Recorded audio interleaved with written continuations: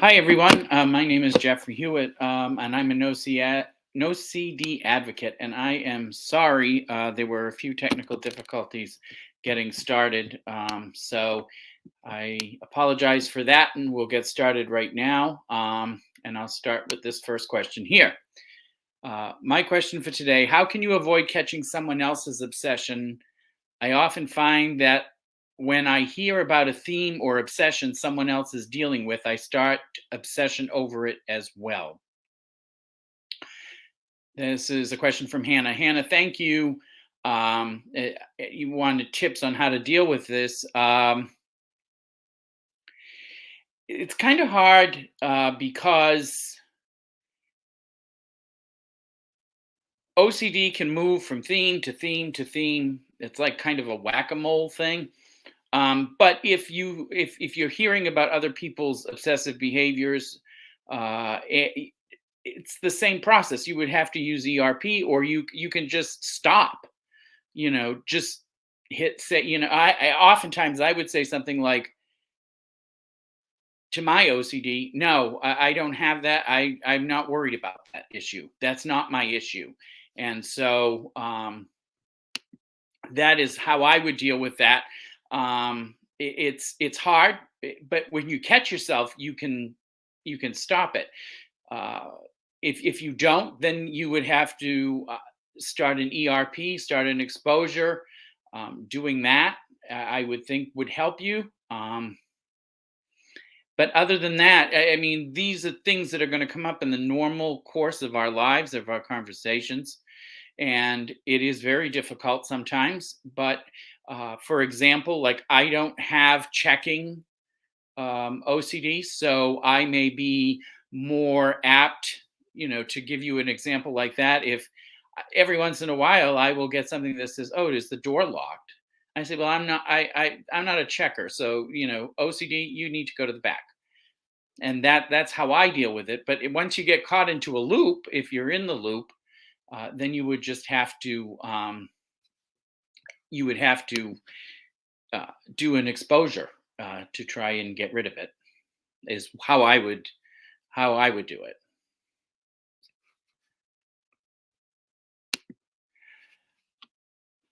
Here's the next question. Having had upset OCD for 37 years, I've just started therapy. I'm 4 sessions in.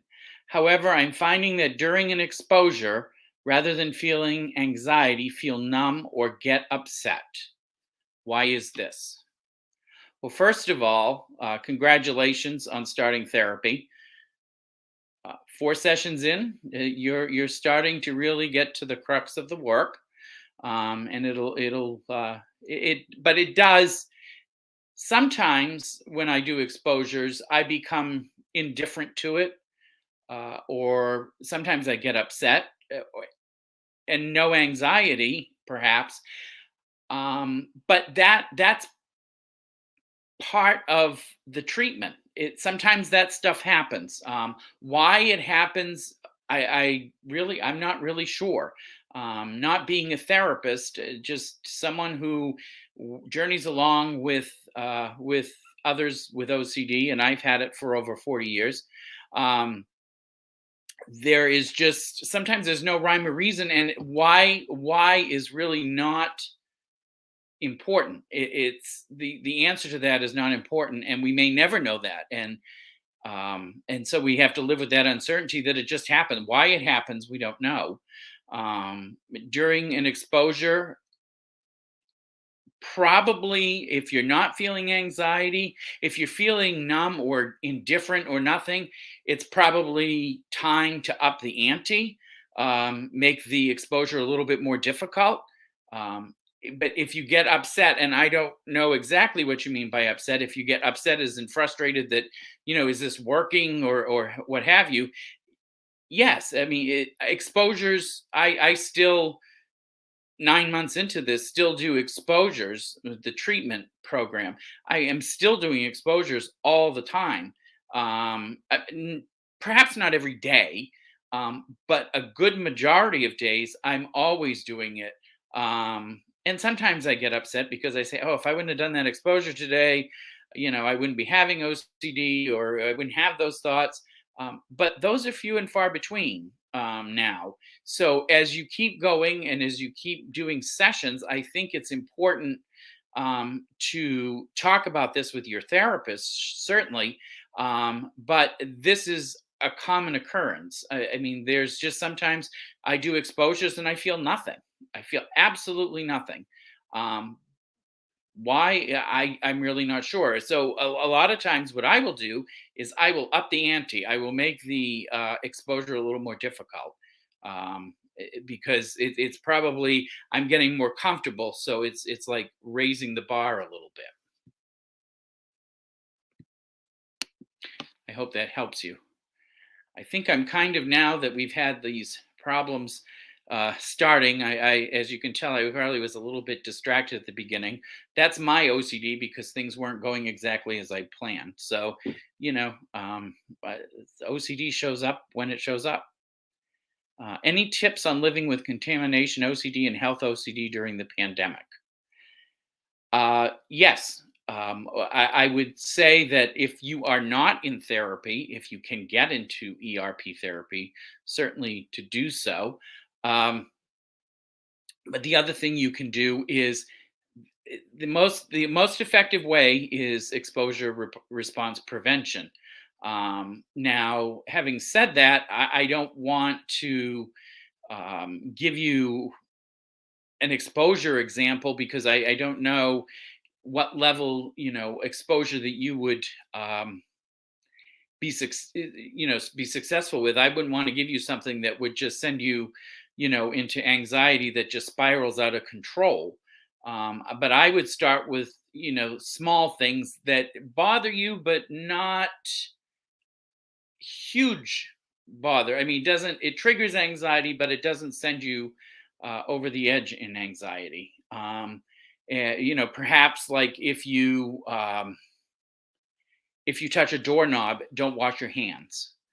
Uh, or wash your hands only once. Once you've done, go by the CDC guidelines. For example, you come in the house, you've been out to the grocery store, you come in, you wash your hands once, wipe them off, and then don't wash them again, even if the urge is there to wash them again. And that is difficult. I don't have contamination OCD.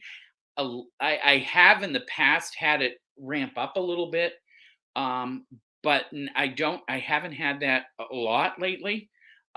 So I am able to just wash my hands when I have come in from the grocery store, or if I'm in my office and I go out to get some lunch and I come back.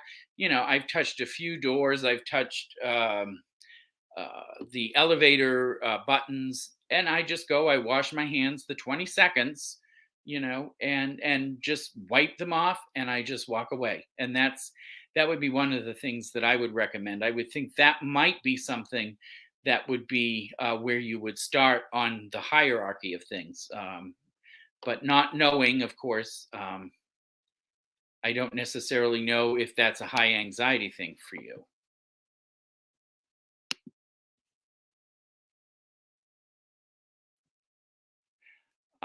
Okay, let's see. I have a question, Amanda. I have a question about hit and run OCD. It's so hard to cope some days. I avoid driving at all. And when I do drive anywhere, it takes me hours to not feel anxious afterward. Amanda, I feel your pain. I have had this come up in my life.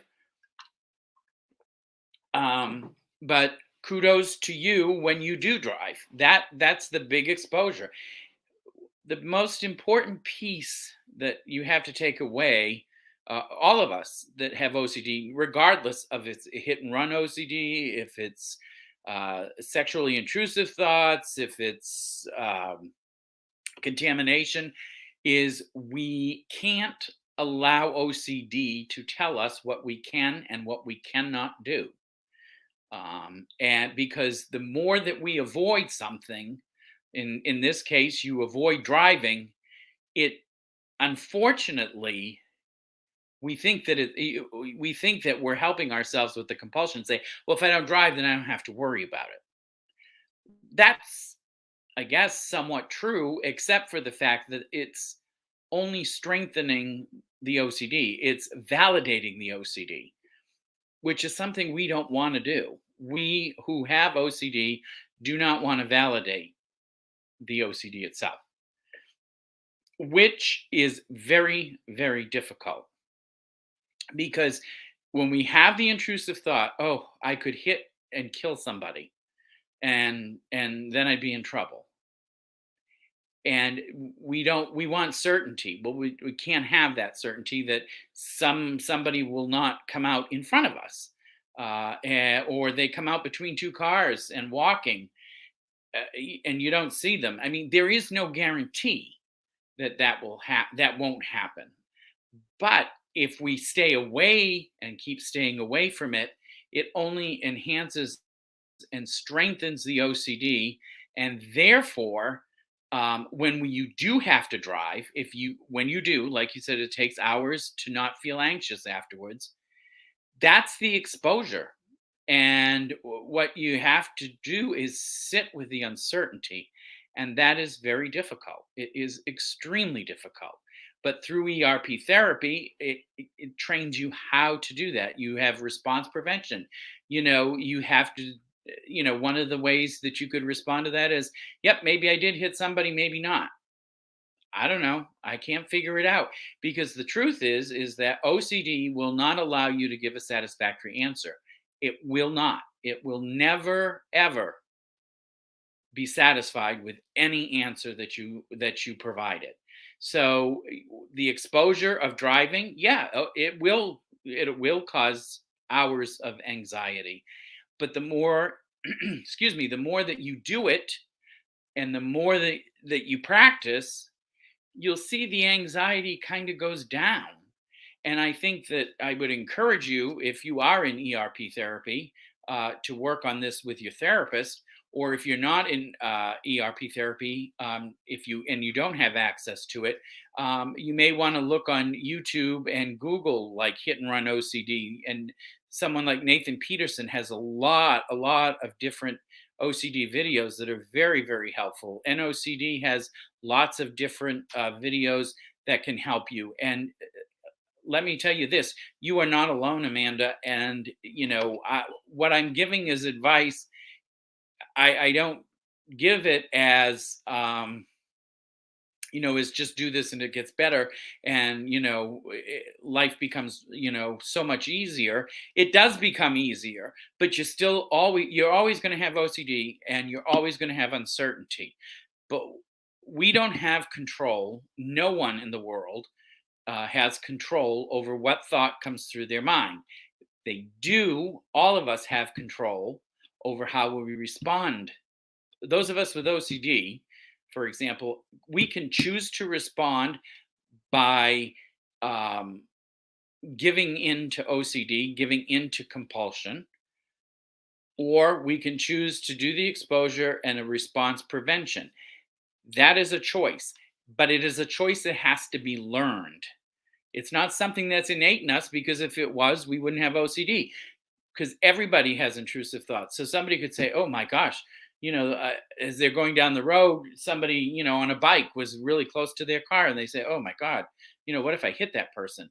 And then they go on with their day. I mean, it could happen to people with OCD. Take it as a value. It's like there is something here. Um, there is something here that uh, is important, when in reality what it is OCD. It is your brain telling you something that is not true. It's simply just not true. But you have to sit with that uncertainty, because we take risks in life all the time. And there's just particular things that our OCD will latch onto, and it's the things that are important to us. So I hope that helps you, Amanda, and hang in, because you are not alone.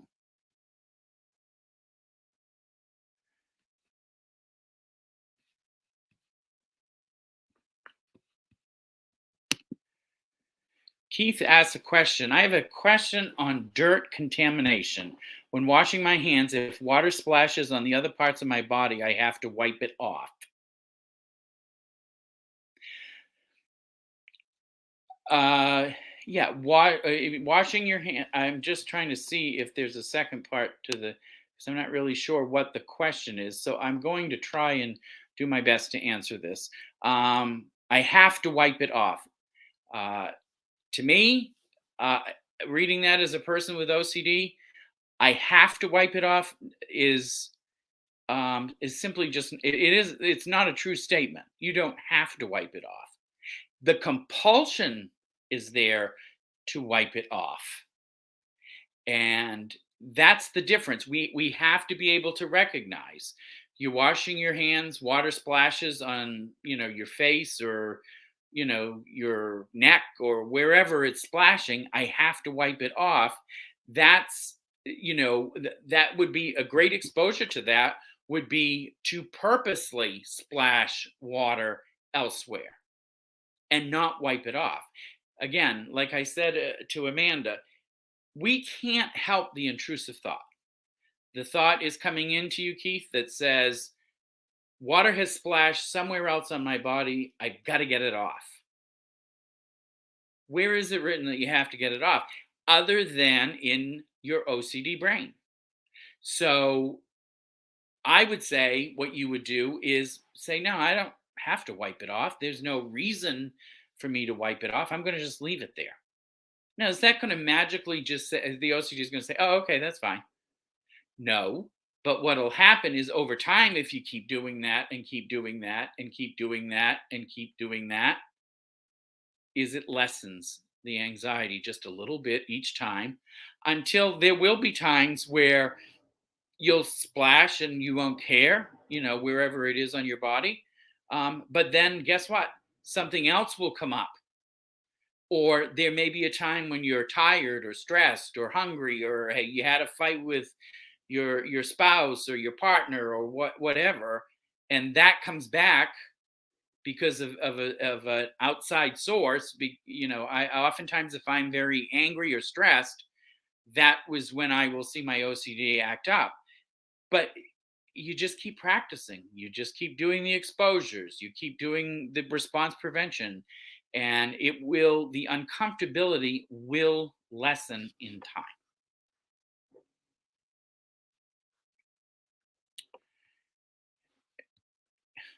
And at your service says, since you're late, you have to send me your shirt. I've gotten a lot of compliments on this shirt today. Um, Question: do you have any tips for dealing with OCD at work? Um, I'm not quite sure. There are some people at work that know I have OCD. Um, Not everybody. I suppose if they Googled this, they'd all know. But it's not, and it's just not something that I, think is important as far as. And I don't know that you're asking that part, or if you're asking when it happens at work, when your OCD is you're in an OCD event while you're working. That's again where exposure ERP, and I know you're probably going to hear this like a million more times as we go along. ERP will help you to deal with it. I have things at the office that trigger me. A lot of times I'm unaware that it's going to trigger me, but it does. But I have learned over time, that I can recognize it. Again, you recognize, okay, I call up my OCD George. Okay, George is up and running. Do I want to up and run with George, or do I want to let George ride side saddle? And that's where the decision has to be made, because you're working, you have things to do. I'm very busy at my job. So what I do is I say, okay, George, you're here. I'm not going to argue with you. You can stay if you want to, but you're going to the back of the bus. I'm not interested in engaging with you. And again, these are things I always tell people and I urge people to realize this is not something that just comes naturally. It's something that has to be practiced. And I slip. There are times when my OCD just got me and I had the worst day. I was the least productive day I could have. But most of the time, as you practice more and more, you acknowledge the OCD, you know it's there, but you have a job to do, and you have a choice. You can either let OCD rule the day, or you can do what what your job is. Again, it takes time to make that concrete, but you can learn to have OCD and work. You can learn to have OCD and be out with friends. You can learn to have OCD and do most anything, um, through therapy, ERP therapy, and practice, practice, practice. And practice will not make you perfect. Practice will make it a lot better. And I would say also that practice will help you to be aware and catch it earlier, so that you're able to survive with OCD riding side saddle. A lot of times now I just look at it and I go, you know, yep, I don't care. You know, and the more that you pay attention to it, the more you say, oh, I wonder, this is important, you're right, OCD, you're right. It's just going to get stronger if you just say, oh, I don't care, whatever, yep, maybe I did hit that person on my way into work, oh well. you know you don't really it's saying, it kind of sounds like you don't care, I guess, but it isn't that for me. It's just that I recognize the absurdity of OCD, and so when I recognize it, I call it for what it is, and that's how I do it. Again, I emphasize to everybody, it's practice, and it's constant practice for a long time, and it can be tiring, it can be frustrating, it can be demoralizing at times. I um, but I also remind myself, and here's a good one for everybody. I also always remind myself, OCD and the anxiety that it causes will not last. It never does. It tricks us into thinking it will, but it doesn't. So the more we can catch it, the more we can sit with it, sit with the uncertainty, don't argue with it, the easier it will become. But it'll never stop because it's a chronic condition. So I hope that helps. Kessie is asking, what are the intrusive thoughts trying to do? What is the goal of OCD? I have my first session on 511, so this may sound like a newbie question. Um, well, congratulations, Kessie, first, that you are going to have your first session, and that would be on Wednesday, right? So great. That's super. I'm glad to hear that. Um, and I encourage you to just what the intrusive thoughts are not. The intrusive thoughts are not really trying to do anything, I would argue. I- It's just what our brain does. Our brain just there's just thoughts that come through. People with OCD, um, eh, pay attention.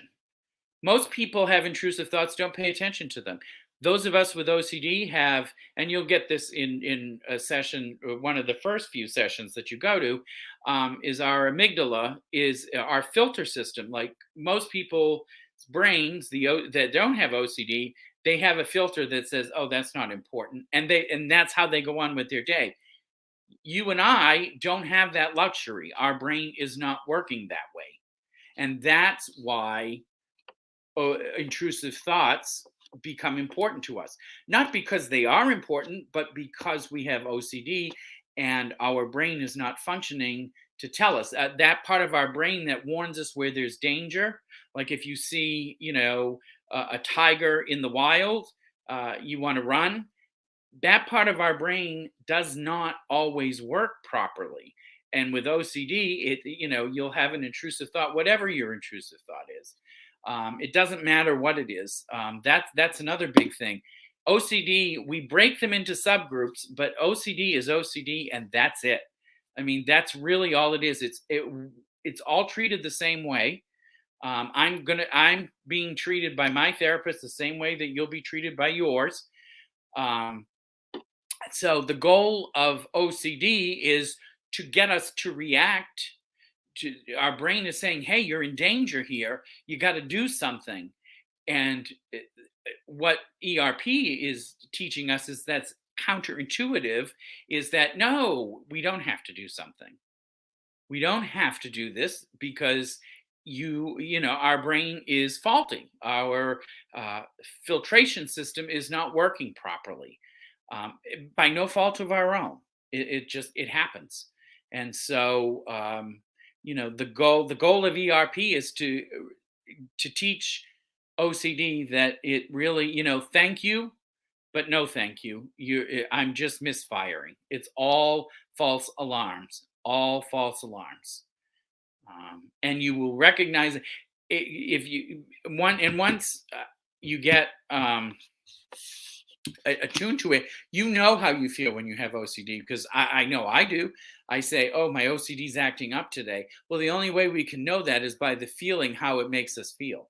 And so, I that's part of the ERP is like you'll recognize and you'll say, oh, that's OCD, and do an exposure and sit with the uncertainty, and after a while, it just that will help you.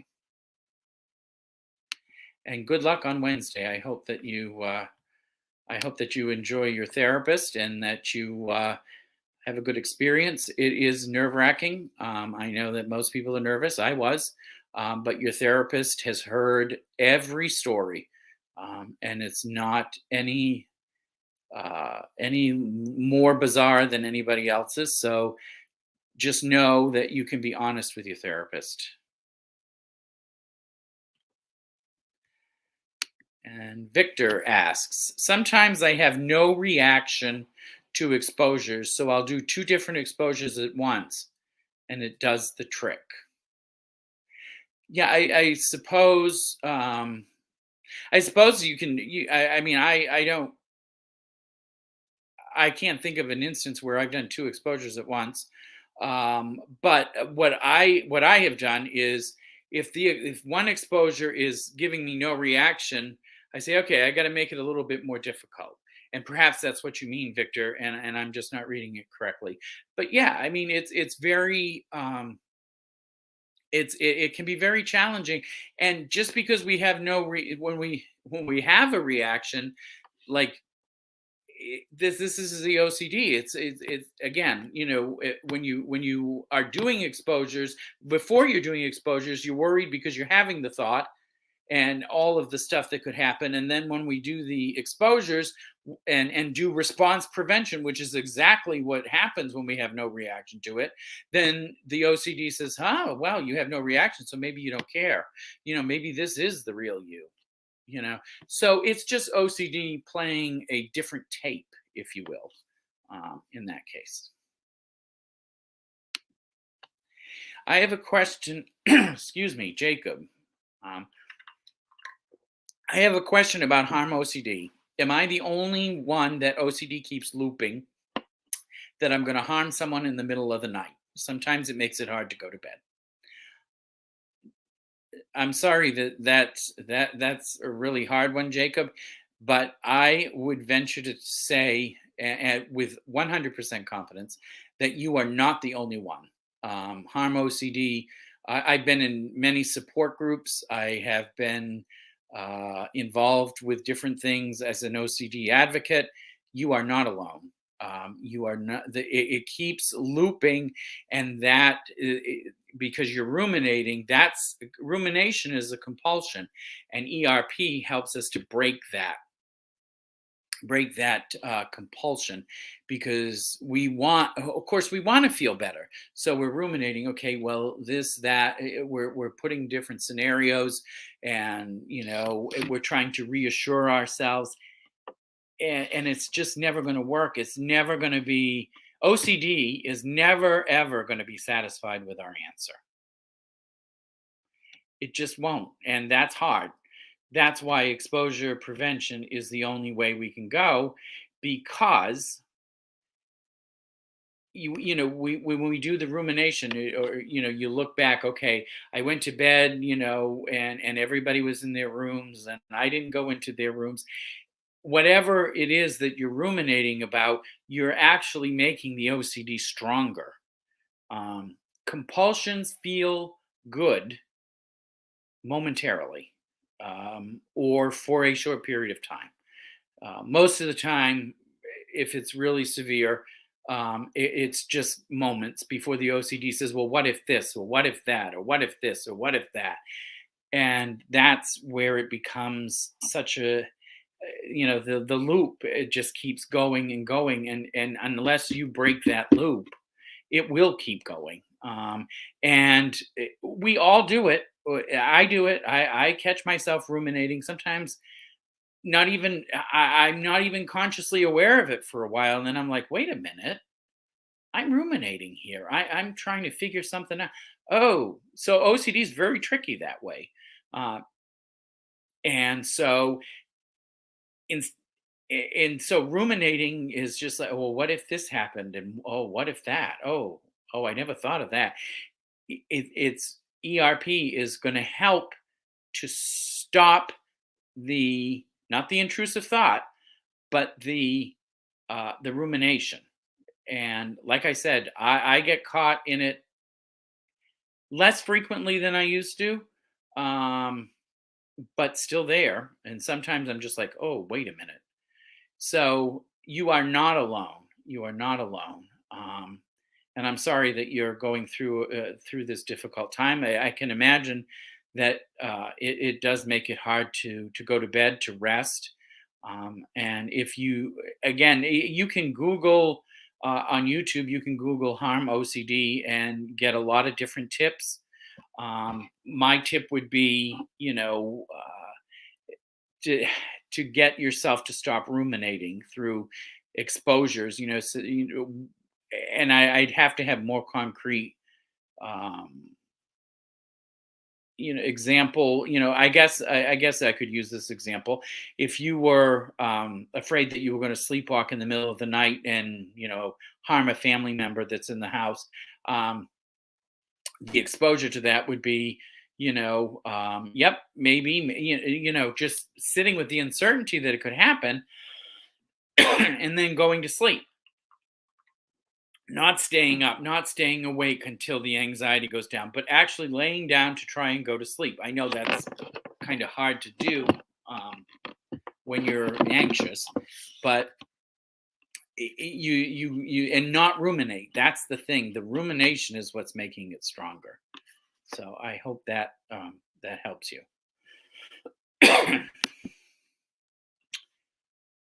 Why normal people thoughts don't get stuck like with OCD?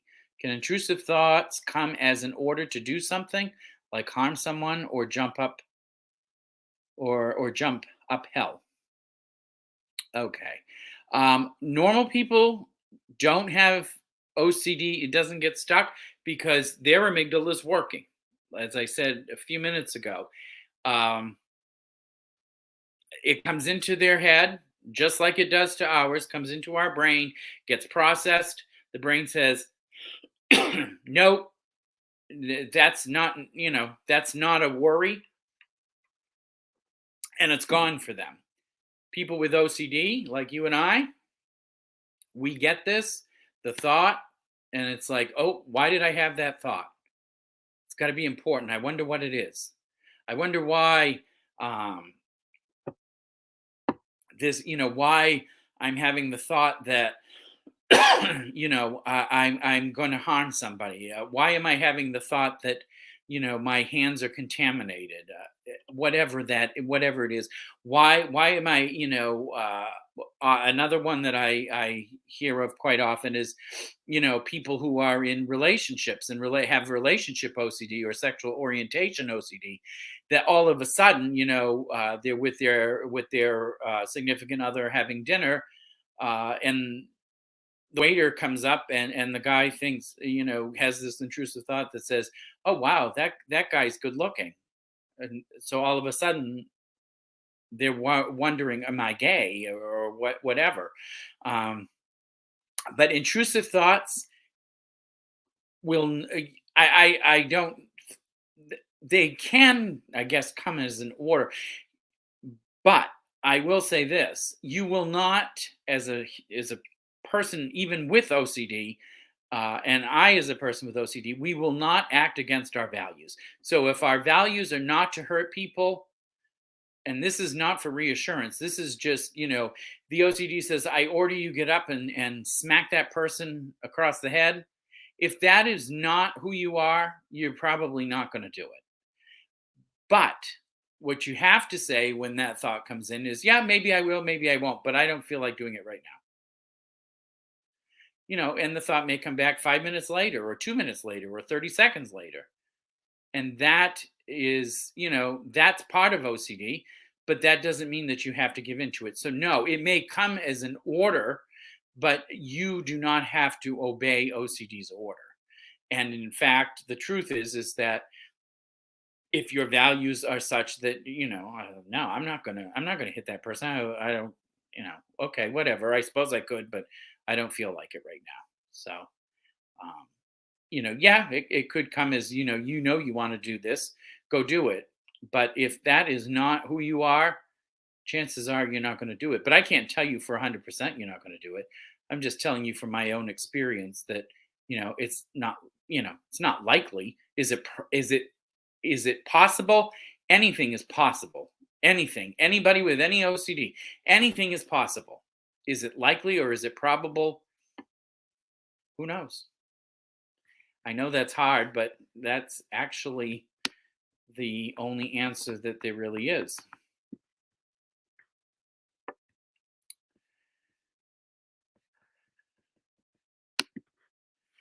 Eric asks, how do you deal with retroactive jealousy leading to rumination and intrusive thoughts? Um, well, ERP.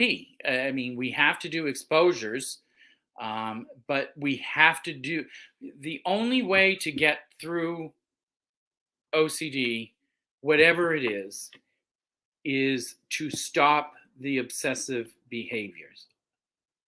The compulsions, I'm sorry, not the obsessive behaviors. The compulsions, the obsessive thoughts that come in, whether, if you were jealous about a past partner and now you're ruminating about what you could do differently, um, that's you can't do anything differently because you can't go back in time. As my therapist loves to say, if it requires a time machine, it's OCD. And so the only way to stop rumination is through response prevention. And so when you get into that loop of, well, what if I did this? Well, you didn't do it, and you can't do it now. So what goal is the rumination serving you or me? It's not serving us at all. OCD just wants, well, what if I had done this? Would this be different? We can't know that. We can't. And that is hard. It is not easy to accept that. But it is, in fact, the truth. And the truth is simply, I don't know. So cutting the OCD off at the pass and saying, I can't figure this out because I can't go back in time. I can't fix it. I can't go back in time. I'm not going to go, I'm not going to try and figure this out because there's nothing there to figure out because you can't. There's no way. And so that's how I would do it to stop rumination and intrusive thoughts. You can't stop. You can't. You can only deal with it by exposures and response prevention. That is the only way that you can do it. The intrusive thoughts are going to come, and because they do for everybody every single day. And I know people who, very close friends who know I have OCD have said, "Oh, I've had that thought before." So the goal isn't to get rid of the intrusive thoughts because that's never going to happen. The goal is, okay, when I have the intrusive thought, what am I going to do with it? And if you need a time machine, if you have to go back into the past or forward to the future, I would say, I would say you can't answer. You say the OCD. I can't answer that question. Simple. It's just, but it takes a lot of practice to do that, Eric. And you're not alone. And we all have a hard time with that because it's not settling. We want to know. And unfortunately, with retroactive jealousy or retroactive anything, but in your case for retroactive jealousy, you can't turn back time. So, you know, um, even if you could figure it out, it wouldn't do any good because it's the time has gone by. And so you have to learn. ERP helps you to learn that you have to sit with that uncertainty, as difficult as it is. ROCD. When me and my boyfriend started getting closer, I started to obsess over one person from my past, and I hate it. I don't want anyone else but my partner. It feels real and it hurts. Is this normal? Hi, Grace. Yes, for people with ROCD, I would say that, yeah, of course, this is normal. You know, when a lot of times when again, I'm not being a therapist, I'm only speaking for myself. Um, when we get close, we allow people in after having been hurt, then you start obsessing over a person that you really loved in the past and think, well, I wish I would have. I wonder if I could have made it work. It's the same as the thing I just said. The same thing I just said to Eric when I said you can't go back into the past. We can't. There's no way to do that. And so we have to sit with the uncertainty of that. And it is not easy, and I don't like it. But I've learned to do it, and I've learned to say, yeah, I can't figure this out. I have to sit with the fact that it's uncomfortable. And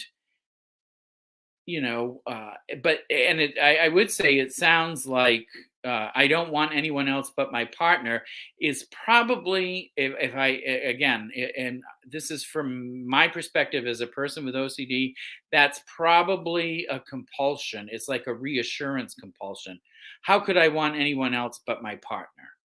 Oh yeah, that's the only person I want. So I would advise you to probably work on this with exposures and think of and again, I'm only thinking on what I would do.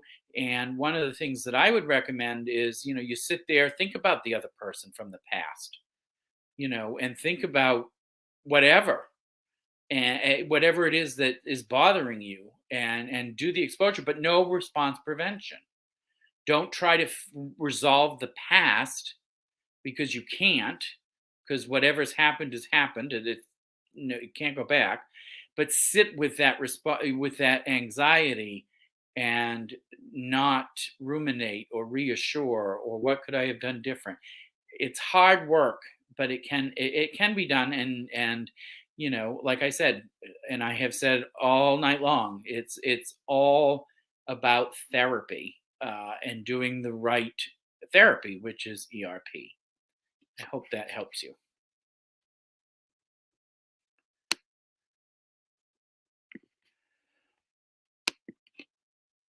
What advice would you give someone who gets into a depression although they have been doing the work? It just feels like a constant battle, demoralizing, like you said earlier.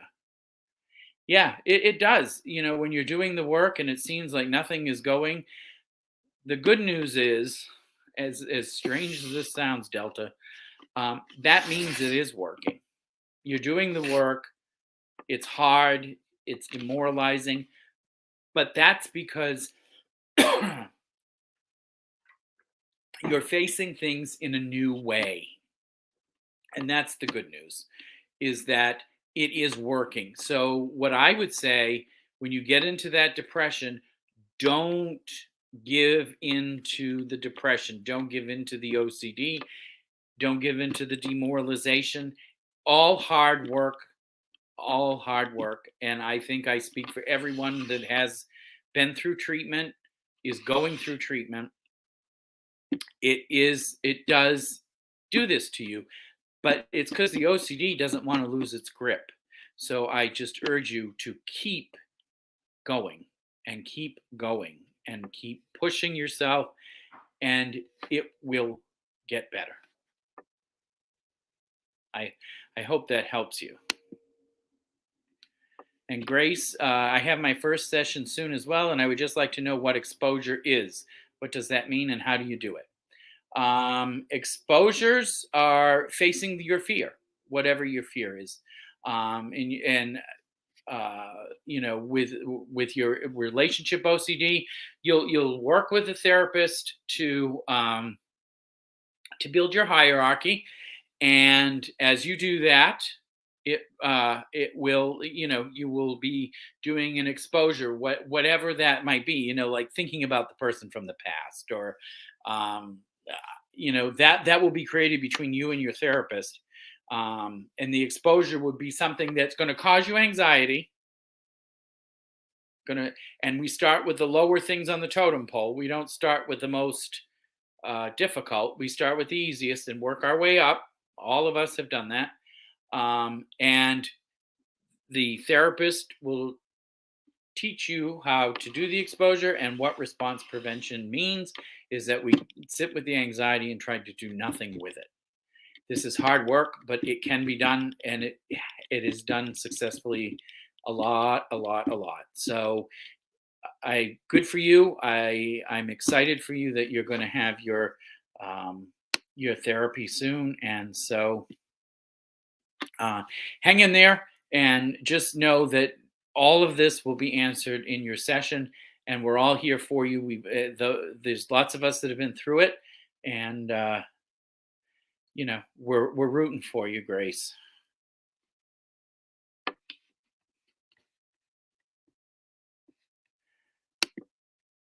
Sonia asks, how do you stop ruminating?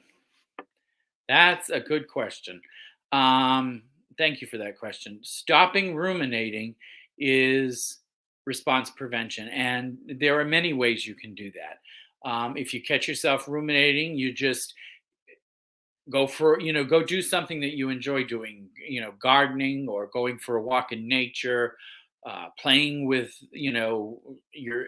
walking your dog, or playing fetch with the dog, or whatever it is that brings you joy, is what I would focus on. That's how I handle when I'm ruminating, or if I'm at work, I get busy doing something. When I catch it, I just stop. I just say, nope, that's ruminating. It's not going to get me anywhere. Stop it. And I do. And I do a hard stop like that. But that is, you train how to do that in therapy. And again, if people can't do that in therapy, then I would suggest that you look up things on YouTube that can help you to do that. And since I was late, I think I can sneak in a couple more questions, I'm hoping. Raina asks, can you have multiple subtypes of OCD at once? Yes, you can. OCD is like a whack-a-mole. You get this under control, and then it'll introduce itself here. So yes, you can, and you can have multiple ones at once. I have in the past, and it can change from day to day. And that's why content doesn't matter, because OCD is OCD. It'll just keep doing what it's going to do. And, so it's not the content that we have to be worried about. So yes, but yeah, the short answer to your question is certainly multiple subtypes of OCD all at once is very possible.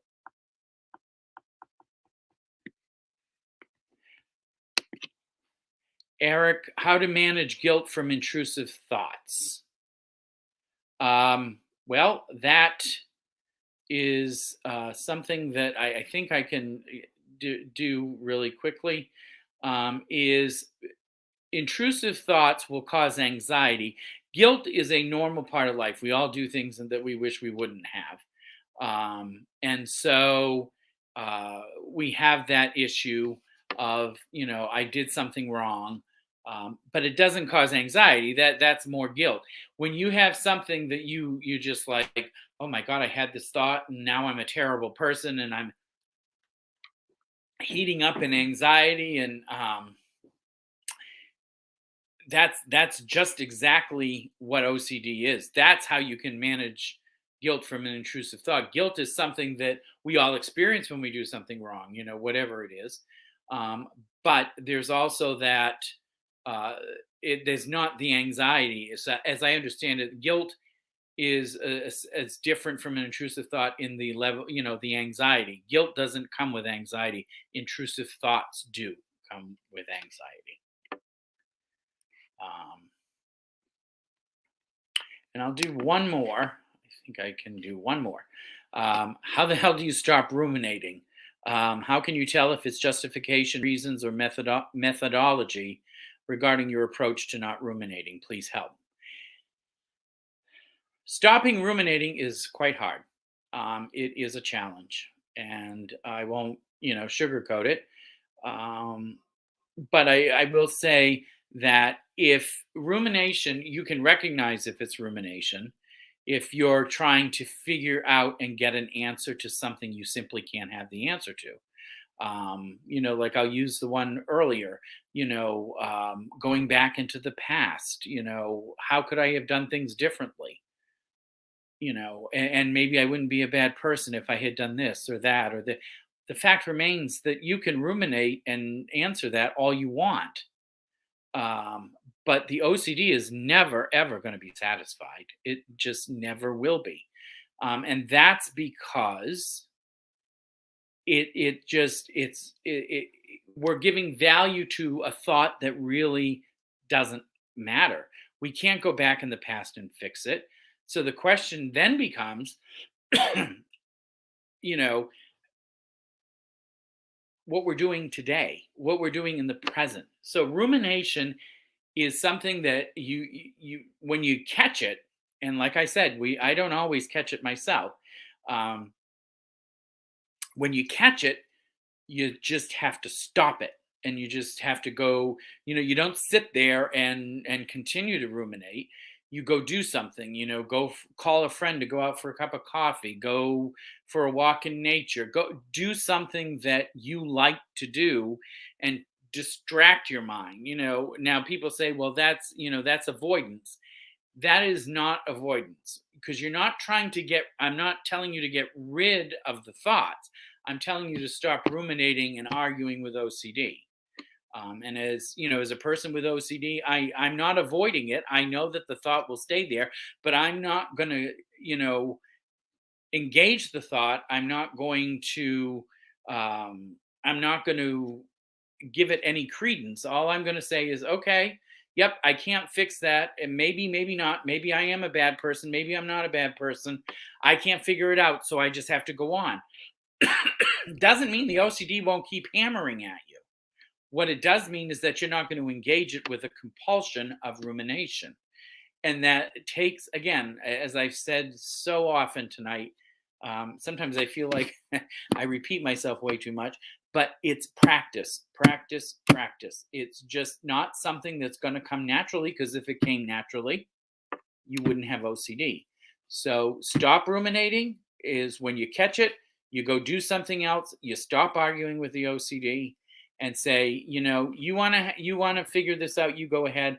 I don't know. Maybe I am a bad person, or maybe I did a really bad thing. I don't know. And maybe I didn't. Who knows? And that's the hard part. And sitting with the uncertainty rather than trying to prove the OCD wrong. And it's hard. It is very hard. And I don't try to make light of anything. Sometimes I use humor. I say, for my own self, but it is. It's hard work, but it can be done. It is done all the time, and we're all here for you. There's lots of support, and I know that it is difficult. If nothing else, it's difficult. to stop ruminating. But the more you do it and the more you catch it for what it is, the better off it will be. So I hope that that helps you. And that would be the last question for tonight. Again, I do apologize for the beginning. It was just a little, my browser wasn't working for some reason. So I thank you for all of these questions. And I hope that I was able to shed at least a little bit of light and know that all of you, everybody listening, that we all are here and we all are in this together. And it can be treated. OCD can be treated. It can't be cured, um, but we can learn to live alongside of it. And so I wish you all the best, and I hope to see you again soon. Thank you.